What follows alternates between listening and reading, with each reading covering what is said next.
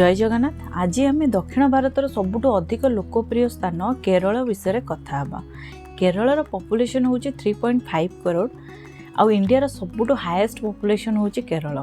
पूरा भारत में सबुठ अधिक लिटरेसी रेट भी 99% एठी माने 100 लोक भितर 99 लोक एजुकेटेड था। केरल कैपिटल हूँ थिरुवनंतपुरम। तो ये तो थिला केरल किछि बेसिक्स नॉलेज। एबे आमे केरल ट्रिप विषय कथा हाँ। केरल जीवाई बहुत सारा लोक मानकर तो मन थाए, बट मे भी केरल प्लानिंग करिवारे टिके डिफिकल्ट होता है। कहीं केरल गोटे सिटी नुहे पूरा स्टेट बुलबारे आपण मानक किसी ना किसी नुआ जगह देखा पाइबे।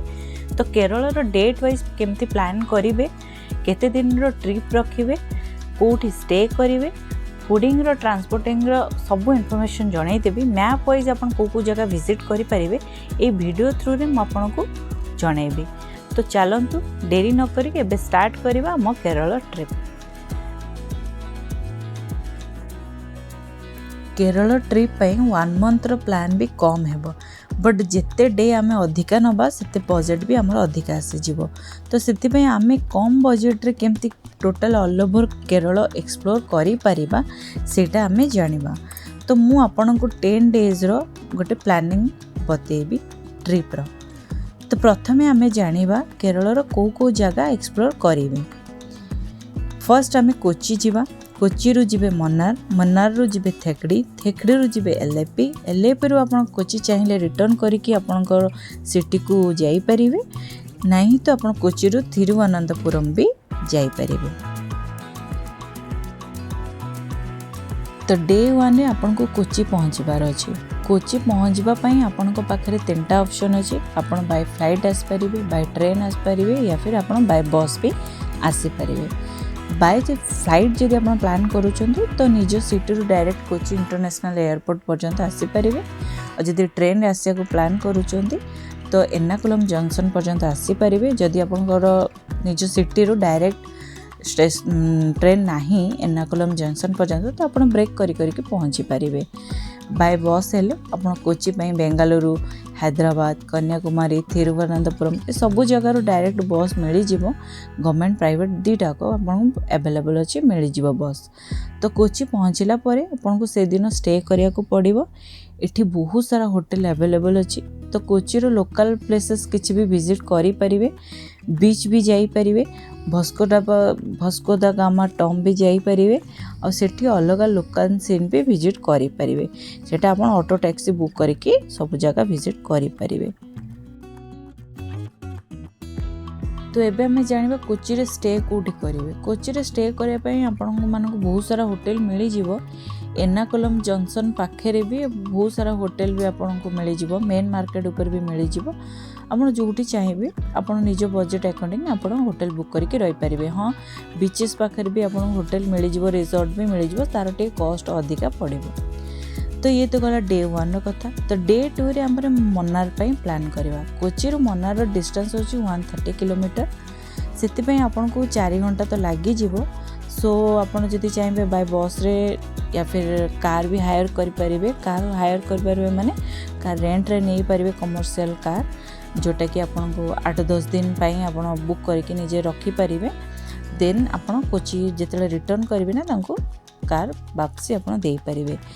तो से कार हायर करने आपन को ट्रैवल एजेंट भी मिल जाव। तो कार कॉस्ट पर डे आपन को 2500 रु नहीं ना 5000 पर्यंत मिल जाव। सेटा डिपेंड करूची आपन को कार चूज करूचंदी, को मॉडल भी आपन चूज करूचंदी। तो नहेले भी आपन निज पर्सनल टैक्सी बुक करिकी मन्नार पर्यंत भी पहुँची पारे। तो मन्नार 2 डेज रो प्लान रखिए। इठी बहुत सारा प्लेसेस विजिट करिया को अछि। मन्नार फेमस होची टी ट्रिप प्लान पे। मन्नार फेमस होची टी ट्रिप पे। तो मन्नार आपन टाटा टी म्यूजियम जाई परिबे, फ्लावर गार्डन जाई परिबे, मत्तुपेट्टी डैम जाई परिबे, इको पॉइंट जाई परिबे, टॉप स्टेशन जाई परिबे, कुंडला लेक रे आपन बोटिंग करि परिबे, हनी बीट्री जाई परिबे। ये सब जगह आपन कवर करबा लागि 2 डेज रो तो लागी ही जीवो।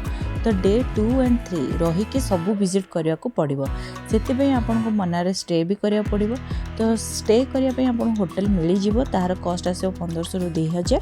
और एठी आपन को ना साउथ इंडियन डिशेस मिलिबो। आपन ट्राई जरूर करिवे।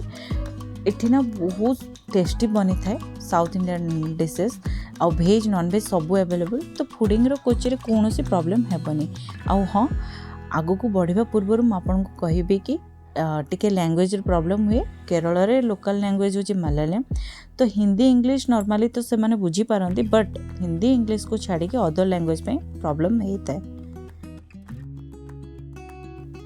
डे नंबर 3 रे आपण सेठू मन्नारू बाहर की थेकड़ी पाई प्रिपेयर हेबे। मन्नारू थेकड़ी 100 किलोमीटर डिस्टेंस अच्छी।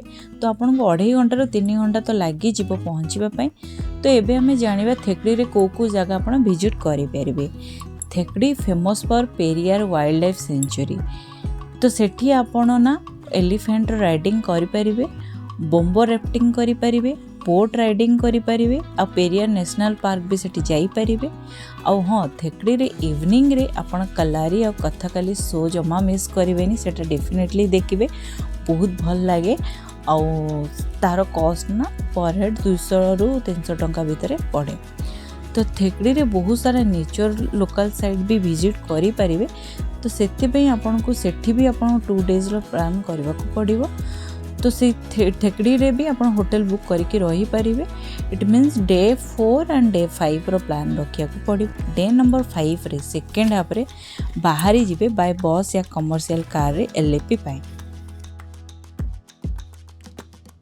एलएपी रो डिस्टेंस होची 137 किलोमीटर, जोटा कि आपन को 3.5 घंटा लगी जीवो पहुँचू। और एलएपी होची केरल रो सबुठु फेमस प्लेस।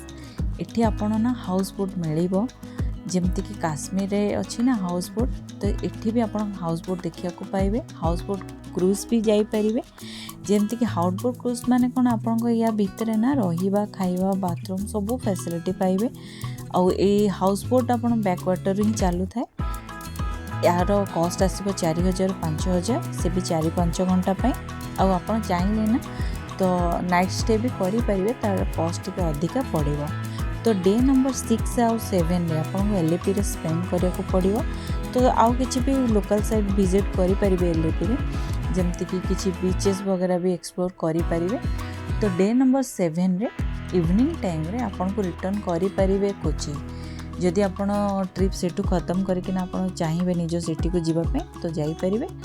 जदि आपन कार नहीं चंदी तो आपन तो बाध्य हेबे कार रिटर्न करबा लागि, कहिना आपन को कार रिटर्न करिया पड़िबो कोची रे।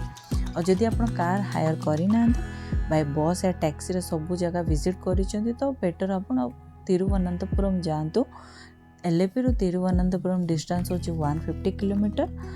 तो सेठी आपन को पद्मनाभ स्वामी मंदिर दर्शन करिया को पड़िबो, देखि पारिबे। बीचेस भी बहुत सुंदर सुंदर अच्छी, सेठी भी देखि पारिबे, लोकल साइट भी सीन करि पारिबे। तो डे नंबर 8 और 9 आपन तिरुवनंतपुरम रे स्टे करिकि आपन एक्सप्लोर करि पारिबे। तो एठो आपनकर ट्रिप सरी जाउची। तो ए ट्रिप आपन सारी की निज सिटी को जाई पारिबे।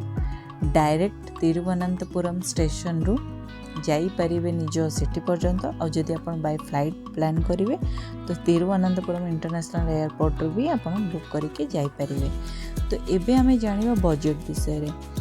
ऑन सीजन रे जदि आपन आसिया को प्लान करूछन जेमति कि अक्टोबर मार्च, एही टाइम रे टिके अधिका खर्च होई पारे, कारण केरल रे एही टाइम रे गरम लागेनी। आ एही टाइम रे बहुत क्राउड थाए। एठिकार एनवायरनमेंट बहुत बढ़िया लागे।